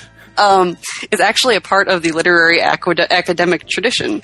So this is kind of something that I'm used to. And what it's kind of conditioned me to believe is that it's really important for me as a writer, as a creator of stories, to do the best job that I absolutely can to convey the kind of story I want to convey, because no matter what I do, there are going to be people who misinterpret it. And I think that really was the point that when I was watching the video, that's the point I got out of it, was like, he's saying, well, author intent only goes so far. I don't think he was meaning it to be like, well, author intent doesn't really matter, but I think he was saying like, well, we can try, but with as huge of an audience as you're going to get out of these games, there's going to be those people who are going to be very vocal about how they think your game meant this, and that, they have to really keep that in mind when they're making the decisions of what to put in. That said, I think you can kind of measure your effectiveness though by like how much people how much of that you do here. Like if you yes, you're going to get the stragglers and whatnot, but like if there's like a focused like misinterpretation of your writing, and it's like a majority of people, something is wrong. Yeah. And I guess the other thing that kind of takes me in the direction of I interpret it is talking about thinking of who the characters appeal to first, which I suppose is a sound marketing strategy. And if you're going to go that route, I mean, by all means, interview the audience you want to target, see what it is they want out of a story, and give it to them. But, I don't know, just at the heart of things, telling a good story is important to me. Well, the question is, what is the intent of your work? And, like, to me, what that says is the intent of my work is to make a lot of money. And, pretty much. And like that just rubs me the wrong way, because like what this is like, and this is actually a really interesting an interesting comparison that we made at some point that like kind of surprised me in a way. So everybody hates Twilight because it's like, oh man, it's just like some person who doesn't really have a character, and it's supposed to be like this self-insert thing because the main character of Twilight is so poorly described, and you're supposed to be able to put yourself into those shoes. And what are RPGs but self-inserts? In fact, they're mostly designed to do that, if I'm understanding it correctly. You're the character and you are experiencing this thing or the other thing, am I right? It's interesting because what you have is basically this harem of people that are maybe not like completely like falling over themselves for you. But what you do have is like this was actually a really, really great example. I sent a couple of videos to you, Joy, of some of the relationships that were had, specifically Morrigan, actually. And there was I did several places within the relationship, but there's this end point where like I don't know the names for things, but she ends up at this portal. And she's going to go through it, and it's like she's taking her leave forever, even though she objects to you, she objects to you, she objects to you, and then all of a sudden, okay. Yeah, let me set up the scene for people who are not familiar. Basically, she's going to go through this portal and leave forever, even though you love each other for forever or whatever. Even though she like in the beginning, she's like saying, "Oh, we're not like committed to each other or anything. Like we're just there's just a fling with us." But right. but like that could be some progression. So that's kind of neat. But the thing is, what happens is eventually spoilers. That's just going to be the nature of it. What happens is, like, if you want to, you can select dialogue options that will continue to force her to eventually take you with her. And to me, and I guess you'll have to speak for yourself here, Joy, but I feel like you kind of got the same thing out of this. To me, that sounded like, it would have been a really great, like, tragic, kind of bittersweet kind of moment in the story if she'd just gone without you anyway. But the fact that this is a video game, and the fact that the player is so important, the player choices are trumping good storytelling. Because now it's just like, oh, okay, now it is a happy ending. Well, to be perfectly honest, there's a possibility that option may not appear if you haven't gone through certain aspects of the game. I mean, there are times, especially like in some of the other BioWare games, like Mass Effect, where I've heard players not even know that certain options ever existed because they never like gained enough like companion points effectively. Oh, yeah. Well, I mean, this whole thing I think hinges on 71 plus. The thing that really struck me was just how abrupt her turnaround was. It was over the course of maybe 5 lines of dialogue. And it seemed to switch, because you are pushing her and pushing her and pushing her, but it just kind of switches so abruptly that I was like, wait, what? Honestly, my deepest relationship with Morrigan in that game was smacking her upside the head as often as I possibly could. Slap the S out of Morrigan. Yeah, that's a DLC I can get behind. But no, seriously, like it is. I think it is a writing issue when everything is designed to be this self-insert thing, and you want to have this mass appeal. That's the thing that really, like, it's kind of at the heart of all of this is the desire to appeal to all of these people. And so what that means is that you have these players who are like, oh, well, like, let's say the option to go with Morrigan doesn't exist. So now the player is saying, oh, well, there should have been an option for me to go with her. This is classic, though. Think about, like, Final Fantasy VII, the search for a way to get Aerith back, you know? It's like, oh, no. Oh, you mean Aerith? Aerith, whatever. What, do you have a lisp? PH. Anyway, point is that, you know, that people searched for that forever, and they're like, there were the rumors and the people like, oh yeah, in the Japanese version you get her back and all these other things, and it was like this whole ridiculous thing where people were like, that's how the story should have been, or that would have made it so much better. And then of course you have the other people going, well, it's good that she died and never came back because that's how it should have been. So here's the question. Do we give the game a choice as to how we want it to end? Because I don't think that's like sound artistic crafting. It depends on what your intent is, because if what your intent is to create basically what I'm going to call literary junk food, and it's a term that I use in my own personal life, and I don't necessarily think it's a bad thing. You know, after reading all of these really hard, heavy social commentary types of literature, sometimes I just want to sit down and read some Southern Vampire Chronicles. It kind of clears the mind and you can relax with it.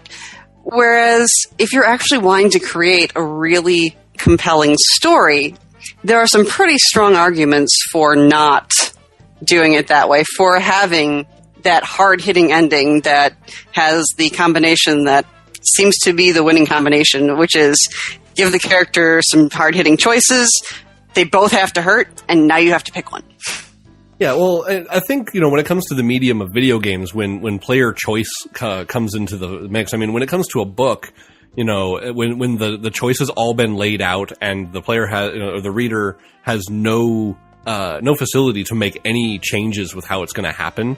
You know, they can have their hopes, they can have their assumptions on how things are going to turn out, but there's no way they can do anything about it.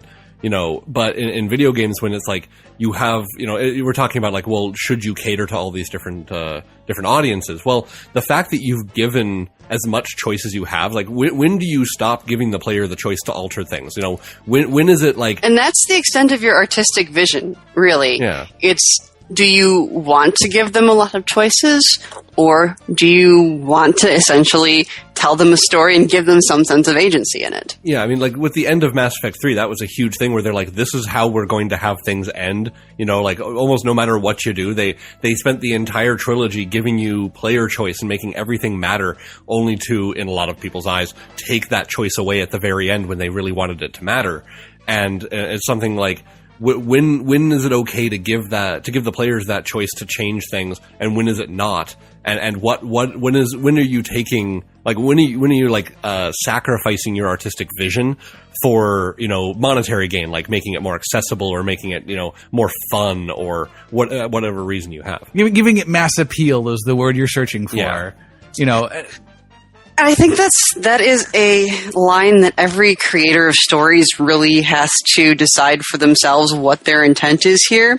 But once you've made that decision, you've really got to own it. Yeah. And I think, you know, overall, I mean, I'm not a BioWare fanboy. I mean, I'm not a fan of every single thing they've done. I mean, I for one thing, I couldn't stand Dragon Age 2. You know, I just couldn't get into it. None of the characters appealed to me whatsoever, the gameplay, etc. But the point is that, like, through a lot of their games, one of the things that I've always loved about their games is the player choice, is the you know, even if it's just the illusion of player choice, it's just like the illusion that my actions are mattering to my character's story. I've always thought they've done fairly well. I mean, like, even taking into account the new Star Wars SWTOR, you know, the Star Wars MMO, where, you know, you're going on these quests and you're making these decisions, which, you know, in essence really aren't making a ton of difference, but they matter as much as you let them matter. And like, that kind of stuff has always been something I've been on board with. So when it comes to the writing style, I've always taken everything with a little bit of a grain of salt, because I know they're video games. I know they have limitations on how many choices are going to be available, what dialogue they've recorded, what's going to actually be out there. But working within those limitations, I guess, for me, has never been an issue. well, the problem that I have with all the choices, though, is that, like, if you have all these choices and they all have, like, these really dramatic like ramifications on the storyline, I really hope they're well written. Yeah, because, like, that's a lot of stuff to do. Like, you just, which is a lot of work, incidentally. It really is. But I think on some level it kind of starts to become like, it's there's the line that you're discussing, Joy, of where you draw the line. Like, how are you supposed to know where the line is? Because, like, if you want to give these players choices, like, now you're conditioning them into being able to decide, like, whatever, like, happy endings or sad endings that they want.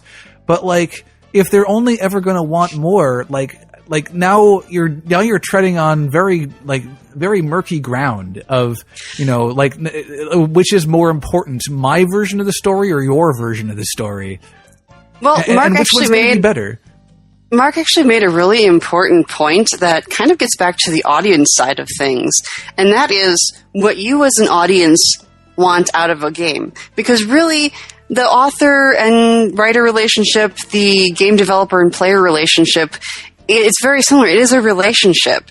So Mark has said that what he wants out of a game is he wants these stories and he wants all of these different options to be available to him, so that, in some cases, so that he can experience the story multiple ways, several different times.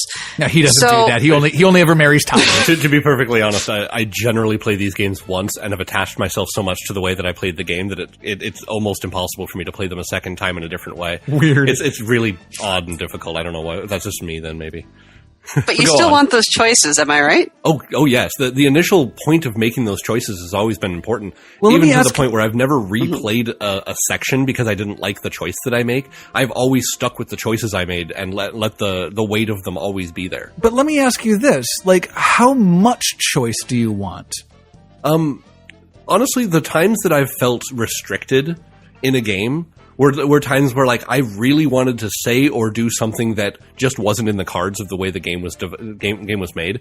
I've always justified that by the fact that, well, everyone's going to have, there are probably hundreds of thousands of other people who want to make a different decision than what I would want to make, and they're not going to account for, they're not going to make a pull-down list of, Morrigan walks in the room. I pull down this list from everything from say hello to, start undressing and give her a sultry look, or anything of these, things. They're not going to account for the infinite possibilities that are available.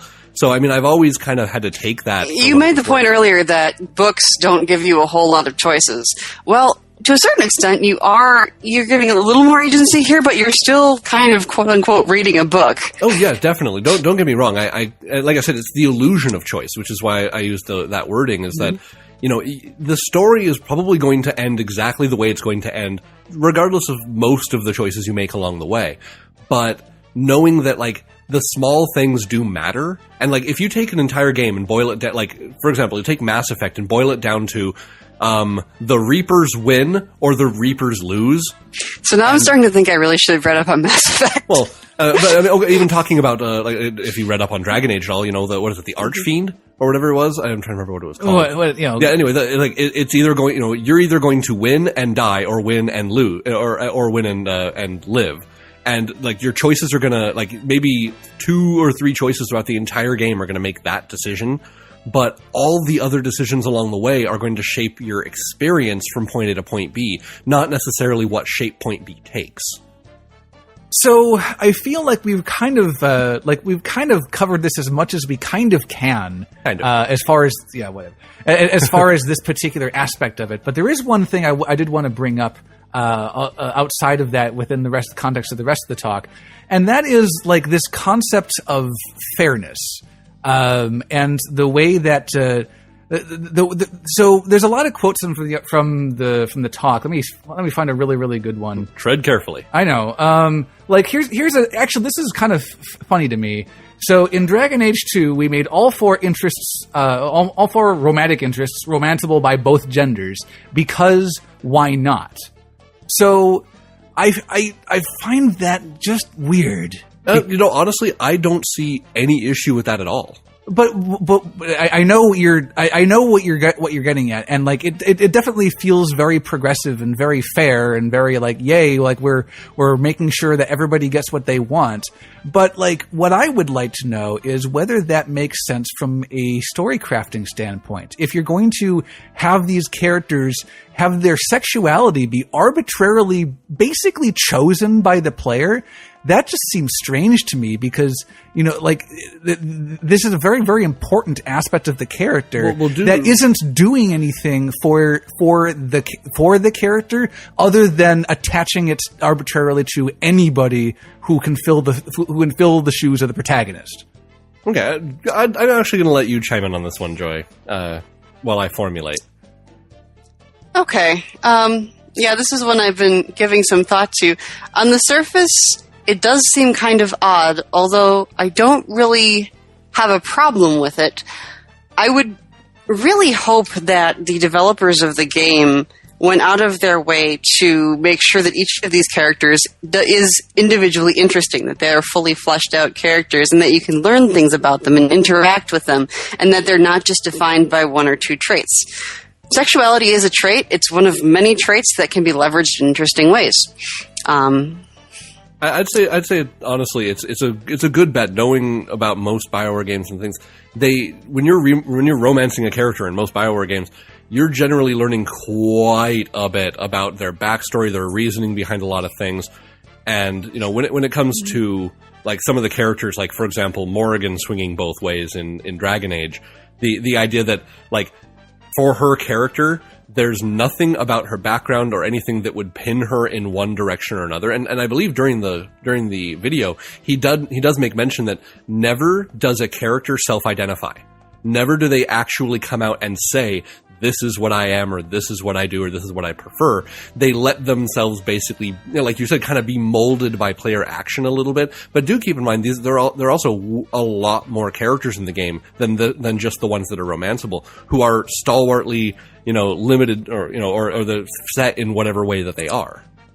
Okay, but still, I still find it very like it's like it's not like the identification is.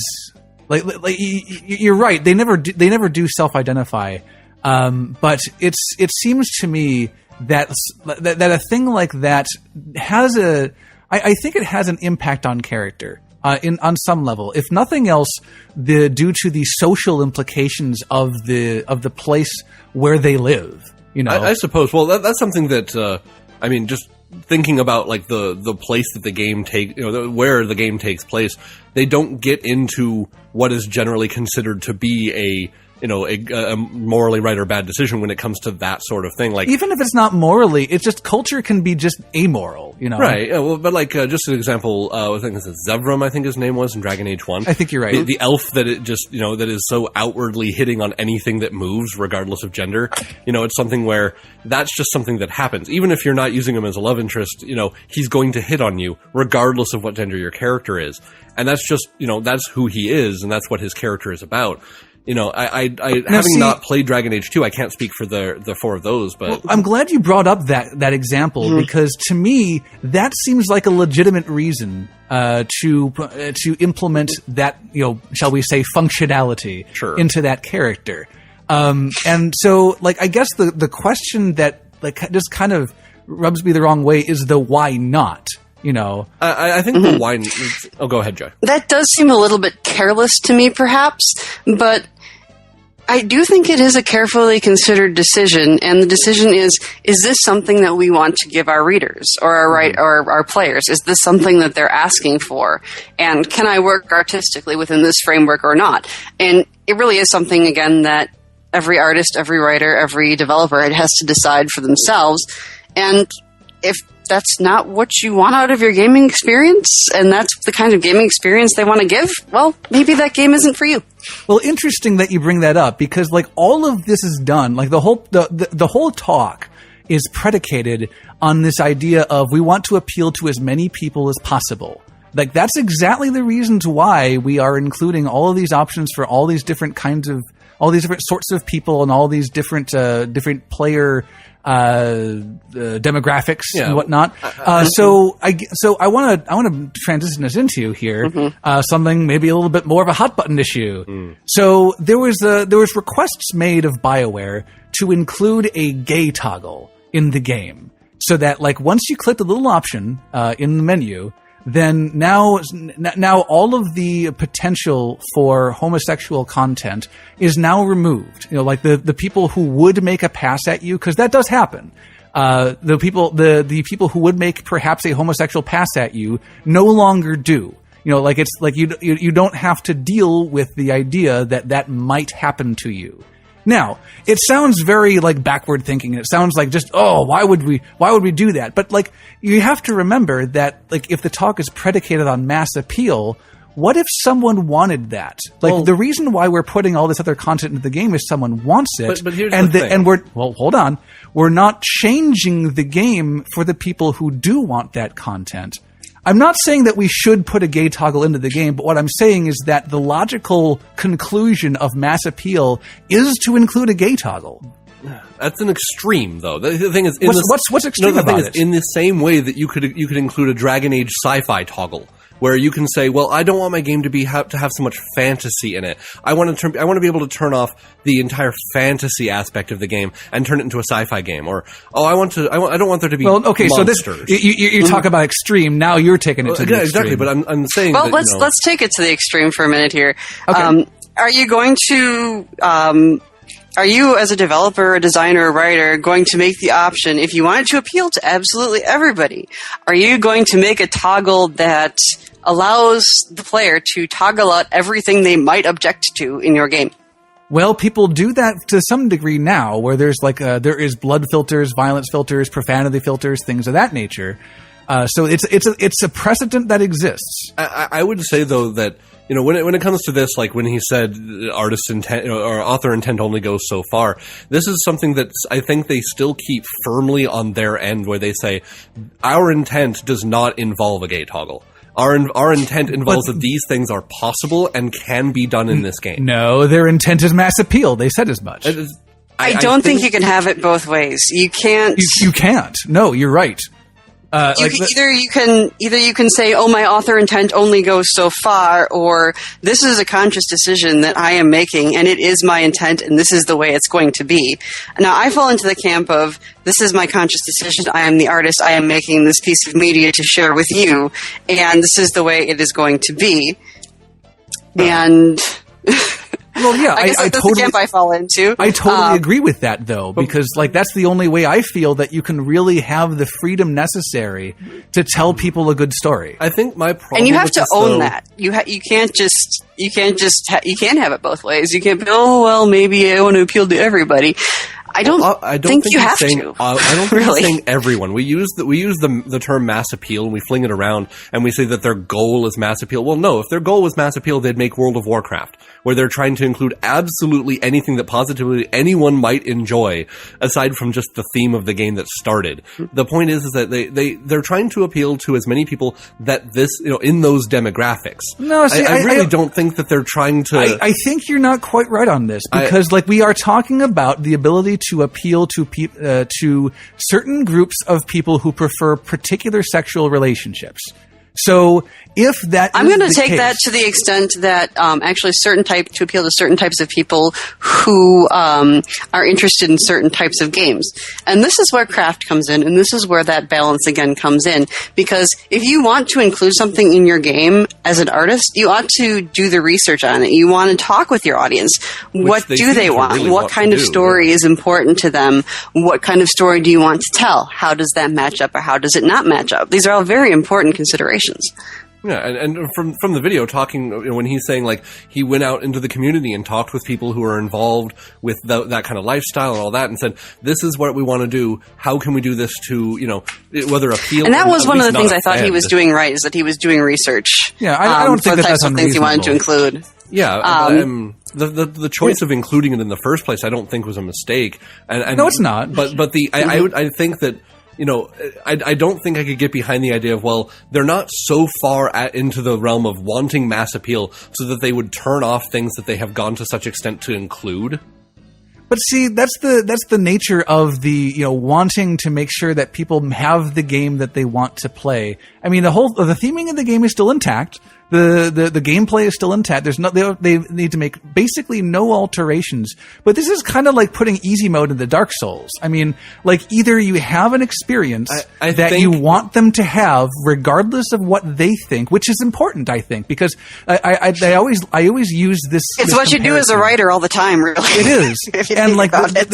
And there's always this, I always love this comparison of the chef who actually really understands very well how flavors go together and will perhaps put something before you with a flavor that you typically don't like, but like in this context, you absolutely love it. And you would never have known that you would like it unless he showed you. I think though, I don't want to say that this kind of decision to include like something like this into the game is the same thing as including an easy mode into Dark Souls, because there is, I think, a decent and should be mentioned difference when it comes to your preference for how difficult you want your game and your preference for like what offends you in a social context. I think those are two very different things. But they're both personal preference. They are, but you can't lump them together so closely. But one of them is some kind of moral imperative and a social issue, and the other one is like we haven't like made that like as important to us as a culture. Like that's really the only functional difference. But you have to admit that being important to the culture does matter when making these decisions. Well, I mean, it's true. I mean, like the reason why you wouldn't put a gay toggle into the game is because now you're offending somebody else, which turns the whole thing into a catch-22 when you're looking for mass or because appeal. It goes against your authorial intent. Or it goes against your authorial intent. There's all sorts of reasons not to do it.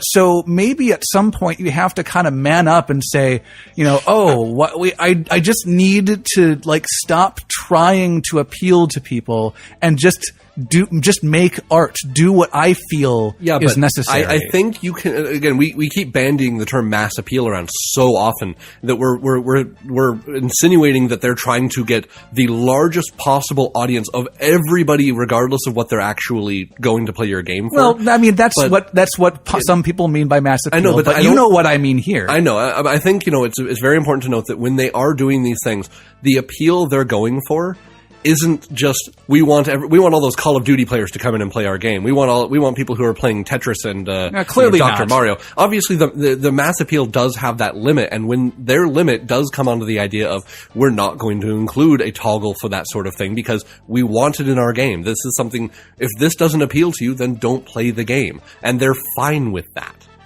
I mean, they'd rather you be okay with it and play the game. But if you're not going to be, then don't play it. But but the whole talk again is predicated on this idea that we've been repelling all of these other groups, whether they be women or transgender or whatever their sexuality is. We've been complaining about repelling those people, and the game just isn't made for them.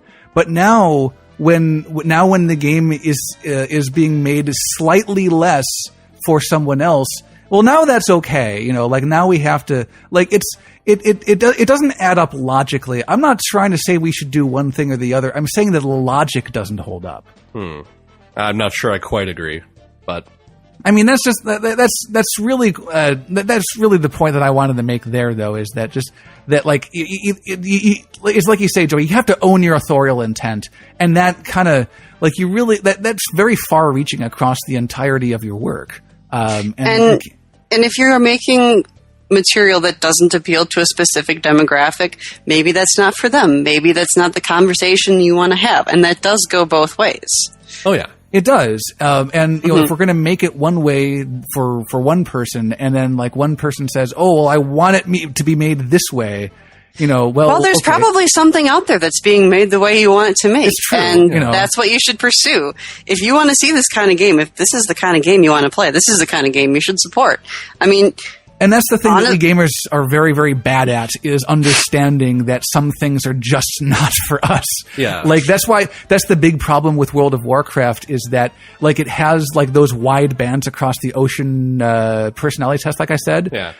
So when you got all those people together, like, every single person wanted it to be made one particular way, and and it didn't matter what you did with the game, someone was going to be unhappy, but everybody still wanted that game to be for them, and that's why World of Warcraft is the way that it is. Yeah, and I think it's important to mention, like, when he talked about Call of Duty, like, we're not talking about turning the games that are like this into something that is okay for everyone. It's not like they're going to start throwing pillows at each other and giggling when they're running around. If you're not going to play a modern military shooter, if you're not okay with the fact that men are running around in circles shooting each other and killing each other, that game isn't for you, and they're not going to make the game okay for you. And that's fine. I think it's important as an artist to hone in on the audience you want to communicate with as well, because that will help you in your craft and help you to make the decisions that you want to make as to how to communicate the most effectively with them. Yeah, I think actually, you know what? That's probably a good point to go on to go out on, like, because that kind of applies across the board as far as artistic adventures.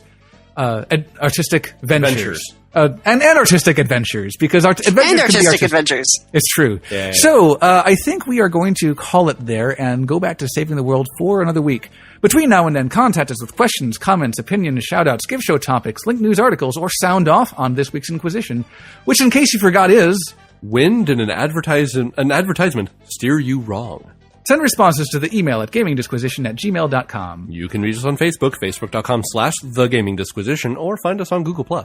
Get a hold of us on Twitter, @DisquisitorSam. Or @DisquisitorMark. On Twitter. Tweet. Thanks and shout-outs this week. Thank you, Joy, for joining us on this topic and providing us some really important insight. I really liked the fact that you were able to provide us with that writer-crafter input in particular, because I thought that was particularly relevant to this conversation. So definitely thank you for joining us.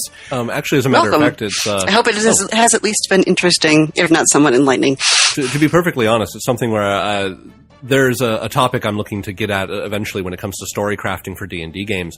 It's something that I'd probably going to either pick your brain or maybe invite you back for a DM 101, especially about campaign crafting. I really, really want to come back and talk to you guys about creating compelling stories. Just putting that out there.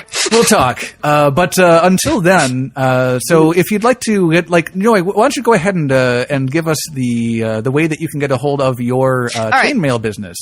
So if you want to contact me, you can find me on www.etsy.com/shop/chainmail, which is spelled the archaic way, ChainMaille by BY Joy, like jump for joy or Well, technically you're supposed to jump for me. I don't jump for you, but you get the idea. All right, and we'll have a link to that in the show notes for sure. Mm-hmm. All right. Other than that, thanks to listeners, shout out to Chris, who gave me Super Street Fighter 4, and I've been having a reasonably good old time with that, and hopefully we'll get some more matches in. It really is nice being able to sit down and really go head to head versus someone and kind of have them teach you things about the character that they're playing so that you can learn better and then you teach them other things back. It's been a really nice experience, and I've kind of missed that. So shout out to Chris. Hey, thanks to listeners Brandon and Ruth for sending us your links this week. We appreciate it. Thanks to Vig for his track, The God Machine. Yeah, thanks to Blind for his track, Pipe Dream Mystics. And as always, thanks to all of our musical artist friends for letting us use your work on the show. Your work helps make our show what it is. We will be back 7 days from today to do this crazy thing all over again. Until then, game on, internets.